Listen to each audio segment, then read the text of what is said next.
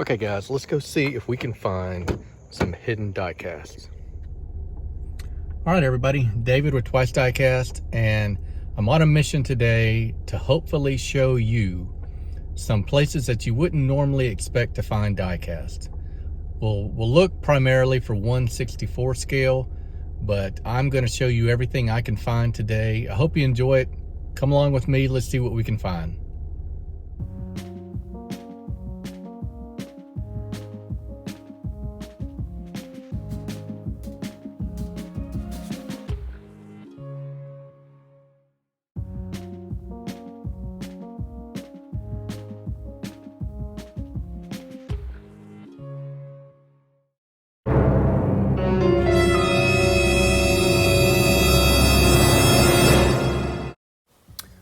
Well, welcome back guys. David at Twice Diecast. As you can see, I've got footage from some previous videos where we went to museums.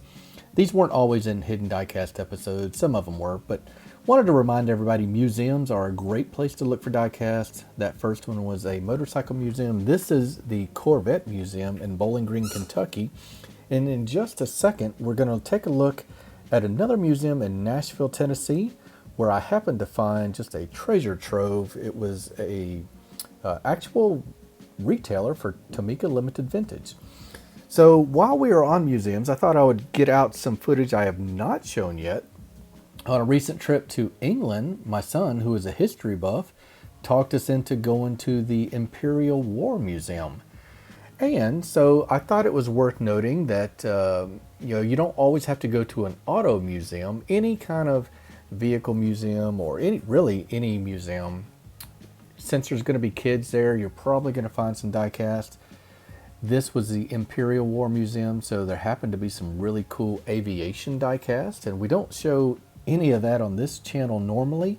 So I thought, heck, let's why not show some planes today for you aviation fans. This is your video. Really cool stuff. Brands that also make cars. Motormax is a brand that a lot of the 1/64 scale auto collectors know and appreciate. 15 pounds for this World War II plane. Pretty cool.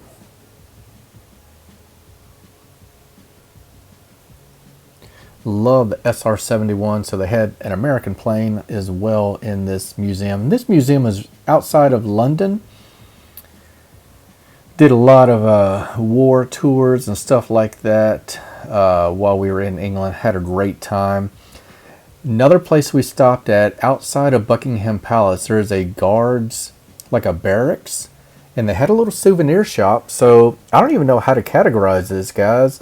Any place where there's people gathering and little kids might be there, you're probably going to find some diecast. Check out these old Lido and Matchbox stuff, some old toys. The cool thing about this place is the prices kind of gave me the impression they really didn't know how old and how cool this stuff is. So we've got some Corgi stuff. We've got all the brands that I like. Cara-Rama. A lot of stuff I had to rely on friends from overseas to send me. Was just sitting right here on the shelf. 6 pounds, that's not bad at all. Some of this stuff looks like it's 20, 30 years old. Oxford Diecast is a brand I really like. I appreciate their quality. So, what do we say about this place? This is maybe just a tourist, any tourist stop.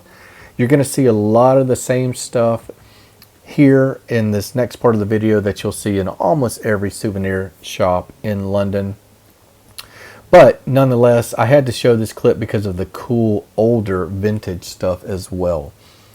So this place was cool. It's got nothing on the next place that I found. And I can't say go to every pet shop, but in Homewood, Alabama, guys, Seth is one of the coolest guys that owns this pet shop. It's called Eds Pet World.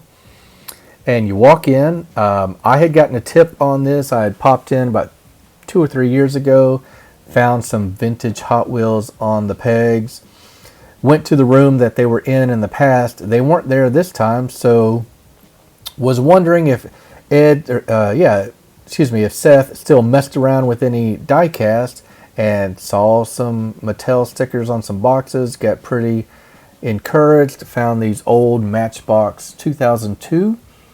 So I asked the owner if he still had any diecast, and I was taken back to this cabinet here in the back by the aquariums, and check this stuff out, guys. Not only do we have some convention cars, but legit vintage Matchbox back here by the aquariums. Worth a walk down the aisle to the back of the store. Let's take a look at what classic Matchbox are sitting in that display case. We'll just go through them. I'm not going to take them out of the box because I didn't want to open them and mess up the sides of the box. These are the real deal. These are actual vintage Matchbox pieces. Some of the really cool ones that I had not seen, like that passenger coach, or the guns and buses, kind of the stuff you don't see too often is what was in this tub. Didn't get any prices or anything. I'll be more than happy to pass along Seth's contact information for you to get a hold of him and inquire about purchasing some of this. Today we will just look at it and see. The whole point of these videos, guys, is to encourage you when you're out. If you see a cool store, especially a local store, pop in, strike up a conversation. You never know what the owner is into. A lot of these or small businesses that are owned by individual owners, they'll have other parts of their collection in the store as well, and that's what I was so excited to find today. Let's look at some of the other cars in the display shelf. We've got really unique Auto Worlds. We've got the Charlotte Hot Wheels Nationals from this past spring.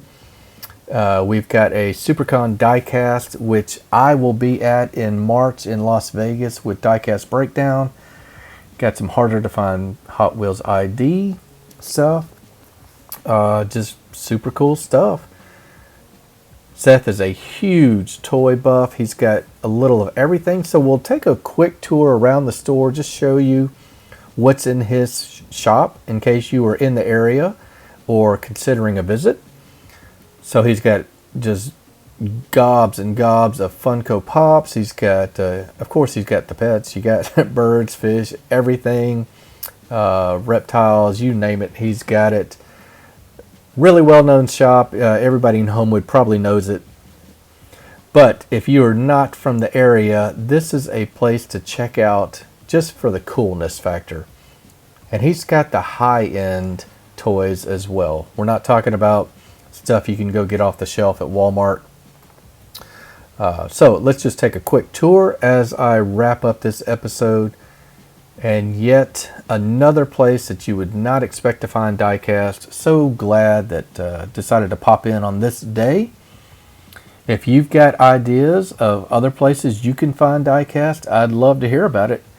Diecast Dude has kind of set the bar for finding diecast in weird places. He's found them in pool stores over in Europe, so I thought I would get out and try and do the same for you guys. It's been fun. We've made 6 episodes now of stores that you would not expect to find diecast. I hope you enjoy it and revisit the playlist if you haven't seen those episodes. We'll take a look at some Hot Wheels main lines.